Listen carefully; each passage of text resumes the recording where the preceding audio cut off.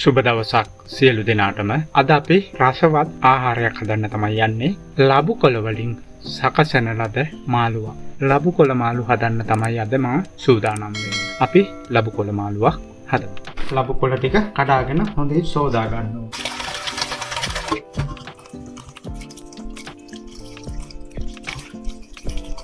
හොඳින් ලබු කොළ ටික සෝදා ගන්න මේ ආකාරයෙන් එක අරගෙන සෝදා ගන්න. මොකද මේවා පරිසරයේ හැදෙන නිසා අපි ලබු කොළ සෝදා ගත යුතුයි. කොළ නෙවෙයි ගන්න ඕන ලබු දළුව. ඔබ ලබු දළුව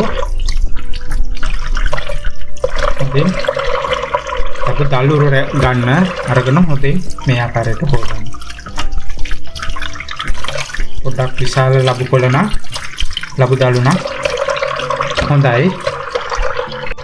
ලබු කොළ සෝදා ගැනීමෙන් පසුව ලබු කොළ තුළ තැවරීම සඳහා දියරයක් සාදාගත යුතුයි.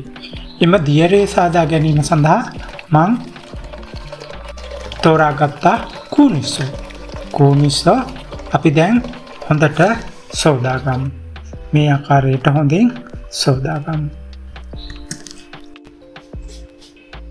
දියරේ සැකසීම සඳහා තැවරුම සැකසීම සඳහා පොල් කිරි සෝදාගත් කූනිස්ස හාල් පිටි ඒ වගේම ලුණු කහ තෝරාගත්තා. දැන් අපි එම තැවරුම මේ ආකාරයට සකසා ගමු. ඔබ පොල් කිරියකට ඔබ කොටා ගන්නා ලද හාල් පිටි මේ ආකාරයට හොඳින් දිය කරන්න. ඒ සඳහා කහ ස්වල්පයක් එකතු කරන්න. දියරය කහ පාටට හුරු වීම සඳහා කහ ස්වල්පයක් එකතු කරන්න. තව ඒ සඳහා ලුණු ස්වල්පයකුත් එකතු කරන්න. හොඳට ඝනත්වයේ සිටිනසේ ඔබ තැවරුම සකසා ගත යුතුයි. ඔබට පේනවනේ මේ ආකාරයට හොඳට තැවරුම සකසා ගන්න. ඊට පසුව ඒ සඳහා ඔබ සෝදා ගන්නා ලද කූනිස්ස හොඳින් එකතු කර කලවම් කරගන්න. මේ ආකාරයට හොඳින් එකතු කර කලවම් කරගන්න. පදම එනතුරු හොඳට පොල් කිරි සමග මික්ස් කරගත යුතුයි.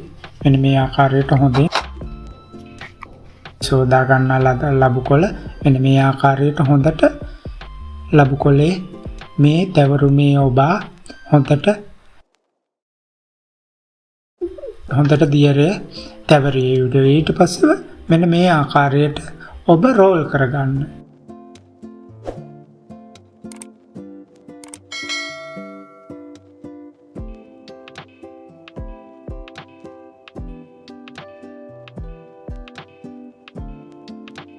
සෑම තැනම ගෑවෙනසේ හොඳට තවරා ගන්න. ඊට පස්සේ කොළේ දෙකට නමන්න. නමලා මෙන්න මේ ආකාරයට ඔබට පේනවනේ මෙන්න මේ ආකාරයට රෝල් කරන්න. අන්න බලන්න. මෙන්න මේ ආකාරයට ඔබ ලබු කොළේ රෝල් කරලා මේ වාගේ තබන්න. ඔබට පේනවනේ මේ ආකාරයට ඔබ හොඳටම ලබු කොළේ තවරා ගන්න. එවිට ලබු කොළය ඔබ රෝල් කරන ඒ ආකාරයට හොඳට ඇලී පවතිනවා. විශේෂයෙන්ම අපි මේ ආකාරයට මේ ලබු කොළ සකසාගෙන ස්ට්‍රීමයක් යොදා ආධාරයෙන් මේවා හොඳට තම්බා ගත යුතුයි. ඔබට පේනවනේ මෙන්න මේ ආකාරයට හොඳට රෝල් කරලා ඔය ආකාරයට අපි දැන් මෙය තම්බා ගැනීම සඳහා මේ ඔබට පේනවා හොඳට උතුරන වතුර අපි මේ ආකාරයට මෙන්න මේ ආකාරයට ස්ට්‍රීමේ තබා හොඳින් වසන්න. වසලා විනාඩි 7ක් පමණ ගිය පසු නැවත මේ ආකාරයට ඔබ මෙය ඉවතට ගන්න. බලන්න හොඳට තැම්බිලා තියෙයි. දැන් අපි මේවා අඟල පමණ ප්‍රමාණයට කපා ගමු. මෙන්න මේ ආකාරයට ඔබට පේනවනේ මේ ආකාරයට කපා ගන්න. ඔබ සකසන ලද සියලුම ලබු කොළ තැවරුම් මේ ආකාරයට ඔබ කපා ගන්න. ඔබට පේනවනේ මෙන්න මේ ආකාරයට. මේ රසවත් ආහාරයක්. අපි හදලම බලමු. මෙන්න මේ ආකාරයට හොඳට ඔබ සියල්ලම කපා ගන්න. මෙන්න මේ ආකාරයට ඔබට පේනවනේ මේ පොඩි කැබලි වලට කුඩා කැබලි වලට කපන්න එපා. අලුවක් සැකසීමට බලාපොරොත්තු වෙන නිසා මේවා දියවීම හැකියි. මෙන්න මේ ප්‍රමාණයට ඔබ සකසා ගන්න. අපි දැන් මාළුව සැකසීම සඳහා හොඳින් මිරිකා ගන්නා ලද පොල් කිරි මේ ආකාරයට දමා ගමු. මේ ආකාරයට කරපිංචා. ඊට පස්සේ මේ ආකාරයට රාම්ප ස්වල්පයක්. ඊට පසුව මිරිස් කුඩු ස්වල්පයක්. ඊට පසුව අපි 3-5 කුඩු ස්වල්පයක්. ඊට පසුව අබ ටිකක්, ලුණු ටිකක් මික්ස් දමා හොඳින් කහ ස්වල්පයකුත් එකතු කරන්න. එකතු කරා හොඳින් කලතාගෙන පදම සකසාගෙන මේ ආකාරයට අපි ලිපේ තැබිය යුතුයි.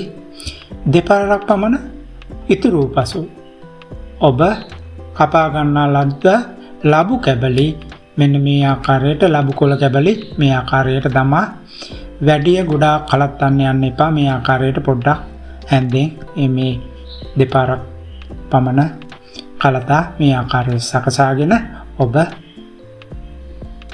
මෙම මාළුව බාන්න. ඔබට දැන් පේනවනේ මේ ආකාරයට ලස්සනට රසවත් ලබු කොළ මාළුවක් සැකසී තිබෙන ආකාරය. කාලා බලන්න හරි රසයි.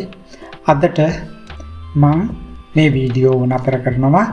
ඉදිරියේදී තවත් මෙවැනි වීඩියෝවක් ඉදිරිපත් කිරීමේ බලාපොරොත්තුවෙන් මම අදට නවතිනවා.